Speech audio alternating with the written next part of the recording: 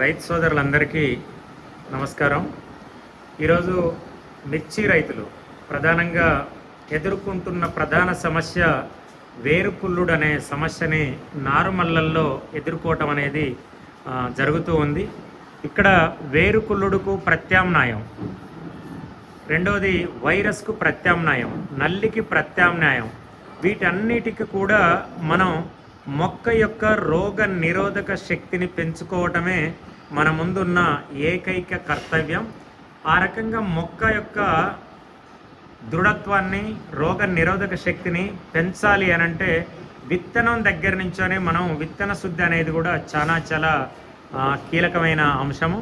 ఈరోజు విత్తన శుద్ధి అనేది ఆర్పిఎస్ తోటి, సాయిల్ గార్డ్ తోటి ఏ రకంగా చేయాలనేది ఇక్కడ రైతులందరూ కూడా ఉన్నారు.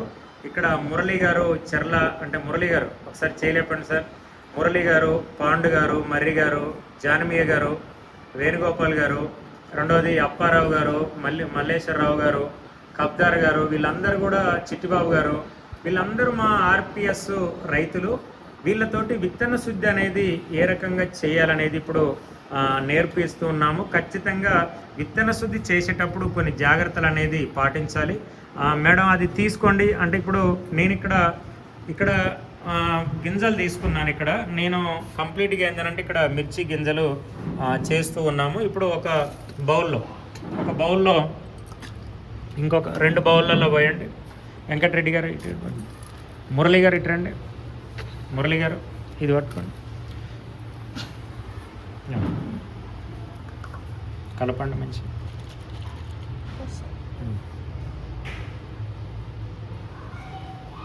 పైన బ్లాక్ పొడవాలి, గడ్డ అడ్డపడుతుంది.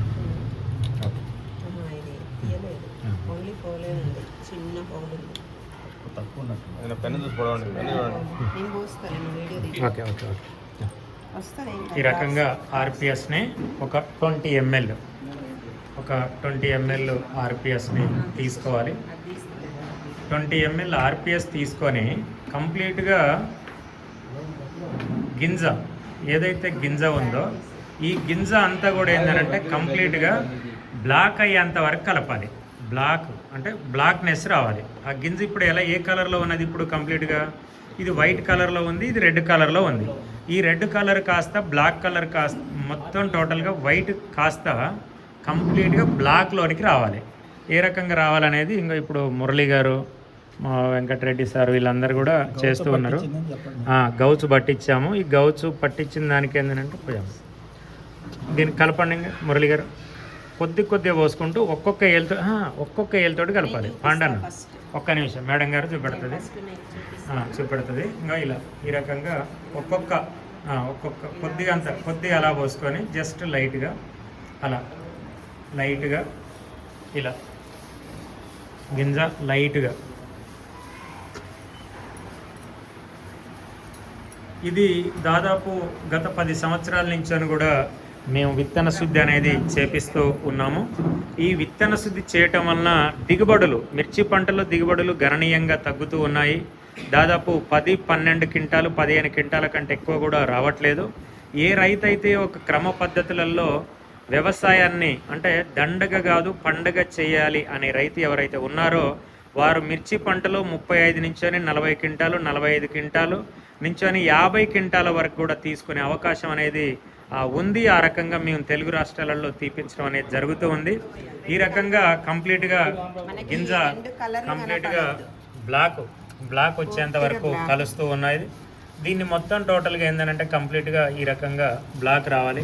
వచ్చిన తర్వాత దీన్ని కంప్లీట్గా ఒక అర్ధ గంట 20 నిమిషాలు మనం ఆరబెట్టామనంటే అది కంప్లీట్గా ఏంటంటే ఆరిపోవటం అనేది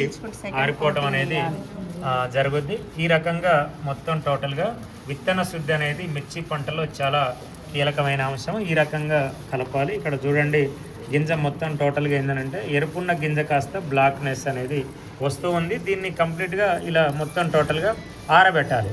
దీన్ని వేరే ఇక్కడ బాగా పదును ఉంటుంది కాబట్టి వేరే గిన్నెలో పోసేసి మంచిగా వాటిని కనుక మంచిగా ఆరబెట్టుకొని ఒక 20 నిమిషాల తర్వాత దీన్ని కనుక మళ్ళీ ప్రధాన నార్మల్లో పెట్టుకున్నట్టయితే బ్రహ్మాండంగా మనకు ఉంటుంది. ఇది RPS 76 and soil guard. RPS 76 soil గార్డుతో విత్తన శుద్ధి చేయటం వలన కంప్లీట్గా వేరు కుళ్ళుడును అనేది మనం నివారించవచ్చు. ఇక్కడ ఆర్పిఎస్ తోటి విత్తన శుద్ధి చేసిన రైతుల అనుభవాలు కూడా మనం తెలుసుకుందాము. సోలిపురం హన్మ ఉన్నాడు. హన్మ, విత్తన శుద్ధి చేశారా మీరు? ఎలా వచ్చింది? విత్తన శుద్ధి చేసిన దానికి చేయని దానికి తేడా ఉందా? చాలా తేడా ఉంది. ఖబ్దర్ గారు, మీరు కూడా విత్తన శుద్ధి చేశారు కదా? ఖబ్దర్ భాయ్ ఎక్కడ?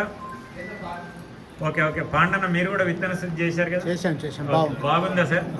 Okay okay okay. ఇది ఆర్పిఎస్ తోటి విత్తన శుద్ధి ప్రక్రియ. గింజ కాస్త ఈ 70% కలర్ వచ్చిందండి. కలర్ వచ్చింది. ఇది ఆరిన తర్వాత మళ్ళీ 30% కోటింగ్, మళ్ళీ మనం ఒక కోటింగ్ వేస్తే పూర్తి బ్లాక్ అవుతుంది. ఇది ఆర్పిఎస్ తో సాయిల్ గార్డుతో విత్తన శుద్ధి.